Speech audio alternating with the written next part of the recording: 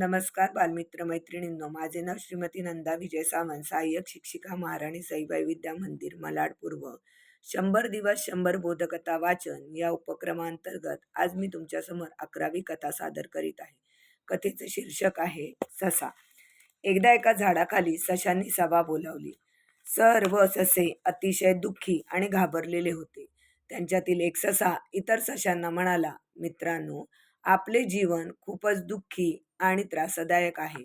आपली या दुःखातनं सुटका होणार नाही. सर्वच प्राण्यांपासून आपल्याला धोका आहे आणि म्हणूनच आपण सर्वजण जंगलातल्या तळ्यात जीव देऊ. त्यामुळे कोणालाच वाईट वाटण्याचे आणि दुःखी होण्याचे कारणच उरणार नाही.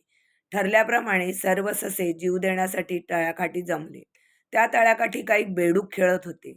सशांना पाहून मात्र बेडूक घाबरले. त्यांनी भराभर पाण्यात उड्या टाकल्या. ते पाहून एक हुशार ससा इतर सगळ्यांना म्हणाला, मित्रांनो, घाबरू नका. आता तुम्ही पाहिले ना, आपल्याला घाबरणारे प्राणी सुद्धा या जगात आहेत. त्याचे दुःख आपल्या दुःखापेक्षा मोठे आहे. तरीही ते हिंमत बाळगून जगत आहेत. मग आपणच दुःखी व निराश का व्हायचे? या प्राण्यांपेक्षा आपण कितीतरी पटीने सुखी आहोत. तेव्हा आपल्यापेक्षा दुःखी प्राण्यांकडे पाहून आपल्याला जगायलाच हवे.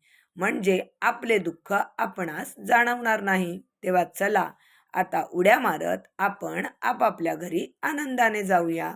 या गोष्टीचं तात्पर्य, बालमित्र मैत्रिणींनो, आपल्यापेक्षा इतरांचे दुःख त्रासदायक असते हे कोणीही विसरू नये. धन्यवाद.